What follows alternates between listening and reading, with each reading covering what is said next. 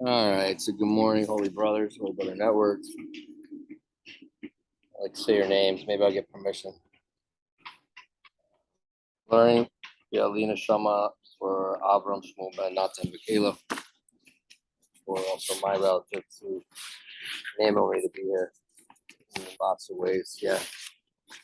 I think we're here somewhere in three. We'll just start with three again. This is on Be Happy, Positive Living. Great. And if I look tired, I am. So don't worry. Just a little immunity challenge, but I think I'm going to make it. Yeah, baby. Trapped by depression. The whole world is trapped by this way of thinking. Everyone assumes that in order to approach God, one must follow a routine of self-denial and personal suffering. It takes a great deal of time and effort. Rabbi Nachman, however, revealed to us that the only way to achieve closeness to God is through constant happiness. Rabbi Nachman explains, God, whose presence surrounds and fills the entire world, dwells only in a place of joy. For joy and gladness are in his place because a person's thoughts indicate where he truly resides. Therefore, to be close to God, one must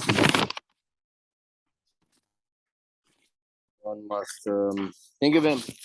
Such indulge the mind, causing a person to lose control of his thoughts, so he cannot think of God. As soon as he's happy, he's elevated to a place of joy, which is the place of God because he's thinking of him. Okay, so we have a little bit some questions here. How do you get to God? If you need to be happy under the happy bridge in order then to get to God, because then you can have happy thoughts or joyous, fulfilling thoughts. So if you're stuck in suffering and then you literally can't get happy thoughts, then how can you get the bridge back to God? And then you're not going to be with God. But so that seems like a big kasha, a big challenging question. This is the work by the Morash, by the way. He is Rav Shlomo Eliezer Schick. He's so holy. We're really also lucky to be learning his words. Like, they're simple and powerful, and what else should they be? So let's just deal with the first half. The whole world's trapped by this way of thinking. He's telling us that we have, and I had this the other day too, when you think about like what it's going to take. Oh, what's it going to take for me to be, spiritual? What's it going to take for me to be happy? What's it going to take for me to get free into a good place? Because that's also good place is a spiritual place. This word spirituality, we should probably chuck in the garbage. It's just called truth, reality. Who cares about spirituality? You don't need to be spiritual to be, quote, spiritual. You want a person who want to be spiritual, just go work on the truth, work on getting to you. I'm going to put this down. I think it's shaking a lot for you guys. How's that? All right. So put it a little higher. That's good. And I could even put it even a little higher. Yeah, that's very comfortable. Outside's very nice tree. So, like everybody assumes they must approach God, one must follow a routine of self-denial, personal suffering. Takes a great deal of time and effort. Oh my gosh, these holy rabbis saying you got to pray or meditate for an hour a day, and you got to put on tefillin, you got to do this, you got to do that, and like otherwise I'm going to be disconnected and stuck, and then I'm never going to make it there, and I don't even want to. I don't want. I'm not interested. I wish I was interested. So ba ba da ba ba ba ba ba ba dee da boo da doo dee da doo dee doo da doo. So all that garbage in the brain is problematic, and it fills us with thoughts. Like I have thoughts, you have thoughts of like, oh my God, I can't do that. Even I thought I can't do that. That's too much. What other kinds of thoughts? Think about it for a minute. Pause. Let's pause. Just think to yourself, what kind of thoughts do you have that are, I can't do that. This is going to take too long. Yeah, I wish I was that guy.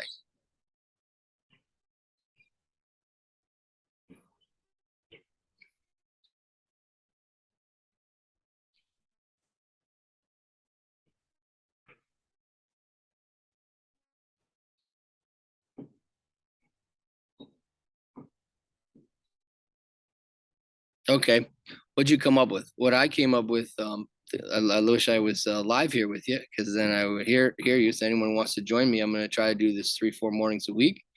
8:30 Arizona time, which currently is 10:30 Chicago time, 11:30 New York time, 9:30 Colorado time, and currently 8:30 Los Angeles time.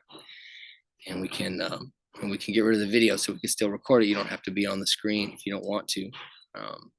But so I'm going to say that what I thought of was things like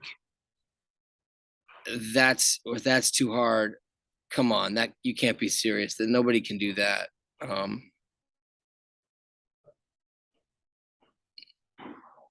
If only I wasn't depressed. If only I didn't have this mental health problem, these difficulties. Yeah. Oh my gosh, I can't even get myself to do the thing that I need to do in order to do the thing. So that's a problem too. And maybe text me, WhatsApp me, email me what yours are. I would love to know. We can. These are like sharing traps. These are traps. Like there are more. It's sort of like there's so many steps up the mountain. Like what? Like so. The other one here is that it's going to take too much. It's going to be personal suffering and take a great deal of time and effort. I don't know about you. When I think about being quote religious, I think about giving up stuff. First thing that comes to mind, it definitely like puts out what he quote pulls the wind out of my sails, and I'm feeling like I don't want to deal with this, or it's going to be too much suffering and take away the things that are nice for me. It's like, oh man, it's so I won't be able to like watch movies, and I won't be able to this, and I won't be able to that, and that's gonna basically suck because it take away the things that give me pleasure, or that give me an outlet, or my addictions, or whatever. It's gonna take time and effort. So then Raj tells us in the next sentence a really interesting thing. Like, okay, he could have just said, "Oh, no, it's not going to take a long time and a lot of effort and a lot of suffering," but he doesn't. What he says is basically that path is a dead end. It's not that it's going to take a long time. It's that and be suffering. It's that path doesn't actually lead to the place that we are looking for. It doesn't lead there at all, which is even crazier, right? Instead, we'll come back to a point there. The only way to achieve closeness to God is through constant happiness. Constant, we're saying this word simple, through getting a soul connection. And I have clients. I can think of this person, I won't say who, but she's really connected with this concept in our practice, and she can have a really bad C day. I can't, and somehow she still finds within that this place of what's being called here, quote, joy, which is like basically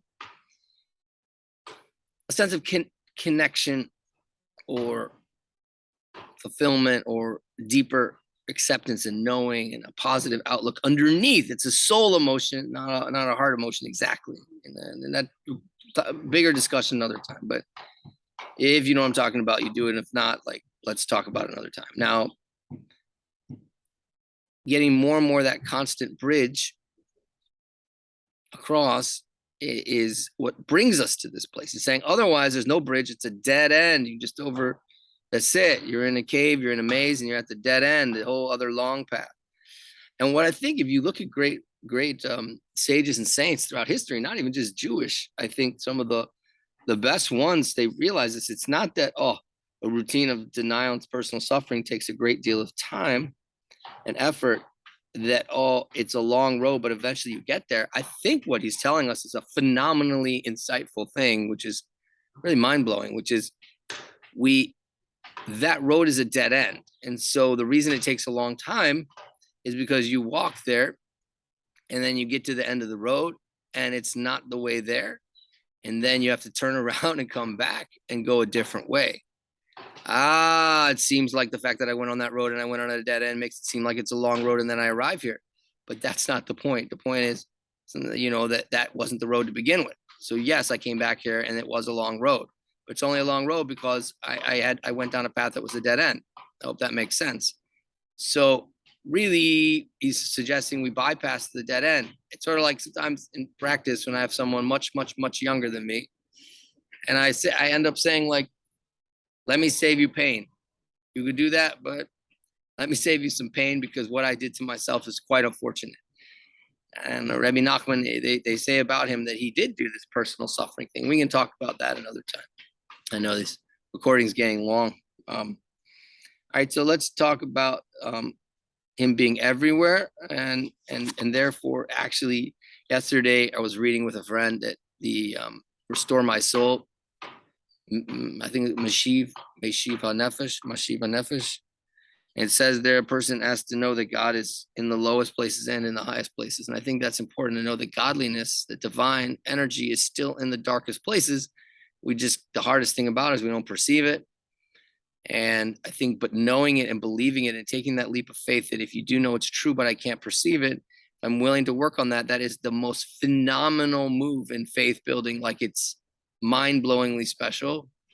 In any ways, to summarize, let's notice. I think a good tool here is to notice when we think of like, okay, I really want to go for it. I don't care if I'm depressed or not depressed or panicked or in the hospital. I want to get close to the divine. I want to get close to truth and reality. I need to surrender my old control and things. What when I think of that, just think of it, what comes up. You could challenge those thoughts and realize it's not so far away because it's right here. It's not about getting out of here and going somewhere else. That's called just healthy therapy. But in the meantime, if I can't, or it's going to take 5 hours, or it's not going to come for 3 weeks, it has to be an opportunity here. And that opportunity here is here. At the very least, whatever opportunity is available for us today is here, and we should go for it and dig until we get some of it. All right, let's strengthen each other. Have a beautiful, beautiful day. Now, I guess we could put the other stuff on here, but make a separate recording. Maybe I'll make one recording. If you're not interested in Mishnah, turn off the recording now. It's fine. If you are interested, then you can stay here and listen. One of my holy brothers I'm making this for, he is interested in me finishing this from before the holidays. All right. I see, we did this. 7. We did this idea of main thing, secondary. We did that. Well, I don't know if we actually gave it over. All right. The Mishnah begins by citing a 3-way dispute about blessing, which is recited after eating certain foods. Okay. And basically, what it comes down to is that there are, in the Mishnah, we are on Perek, page 73 in this book, chapter 6, Mishnah 8, that there are different blessings on different kinds of foods categories. So you have the bread blessing, the Birkat Hamazon, which we wash, say al natilat yadayim and motzi lachem min haaretz. Then we have foods that would be in modern halach, in our practice today, that fall into the categories of saying something. They're special foods of the land of Israel, and they get a normal blessing before, but they get a special after blessing. And that's what we're talking about here, the after blessing. And then finally, there are foods in general that come from all sorts of sources that we take in that are not considered special. They're just special, but they don't have a specialness. So on those, we have a very short after blessing. Now, where does this all come from? There's a verse in the Torah that says, and it's in the Birkat Hamazon in the first couple paragraphs, where it says, you should eat, you should be satisfied, you should bless Hashem, your God. So the holy sages here are arguing about what does it mean to be satisfied and blessed. For sure, no matter what we eat, we should work on appreciating it and even make a blessing to Hashem. But in terms of required practice, we have 3 opinions. Rabbi Gamliel says that only if you eat figs, grapes, or pomegranates, he recites the Birkat Hamazon, and of course, eating bread. The sages say only on eating bread. And instead, on those special foods of the land of Israel, we only do the short version, meaning the Me'in Shalosh. And Rabbi Kiva, I like his opinion, it's not actually the requirement. If one ate a cooked vegetable and it's his meal, anything that you're satisfied by, says Rabbi Kiva, is going to be Birkat Hamazon. Now, if one drinks water to satisfy his thirst, then he's going to then he makes a before blessing, which is Omer Shakol Niya Bevaro, and which is the blessing for things that do not grow from the ground. Rabbi Tarfon says, Berei Nefashos Rabos, blessing. So they have 2 different versions of the blessing that would go before water. And the idea of water is if you're using water to satisfy thirst, you're like consuming it for almost like a pleasure health purpose.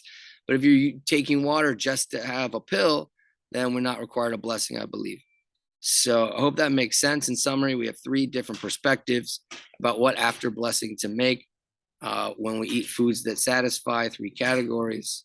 Rabban Gamaliel says that we make this long Birkat Hamazon on foods of land of Israel and on eating bread. And we have the sages who say it's only on eating bread, and instead we say the Me'en Shalosh, the shortened one paragraph for the special foods from Israel. And we have Rabbi Akiva who says that we only whatever we're satisfied by, we eat. We make the Birkat Hamazon, and finally, there's an argument about whether or not which blessing to make on water and what conditions. Okay, but the main message for us is that it's like a father to a child, that we can require gratitude that's not felt, because just like in behavioral psychology, through doing the behavior and doing the practice, I will come to. And lip service is not a bad thing. I've really come to see as a father. What's wrong with a kid saying thank you? I had this practice, I think I've said earlier. I tell my kids now, the last two, I've, like, of course, a lot of things I didn't know on the first four. Tell them, say thank you with a smile. And if they don't say thank you with a smile, I say, they want to, I say thank you with a fake smile, because to get them to be fake doesn't make any sense. But to be authentic, it's obvious that they don't mean it, but they're training themselves. And I don't think that that's a good skill to have, and it leads to penetrating some of our resistance and our entitlement. So, and our generation, and me, and probably you and others, our entitlement runs so thick, so deep, so many layers, like in every cell of our body, that we need to have ways. And thank God we have the holy sages to give us different ways to penetrate that. And that's it. Have a beautiful day. And that's it. Now, the next one we'll get to another time. Is there anything else I wanted to add to this mix? I think I wanted to do something on money, but I don't. Let's see what this is. Yeah, only today. This is awesome. Awesome. Sky's the limit. Straightforward advice how to build your self-esteem, to really get where you want to go.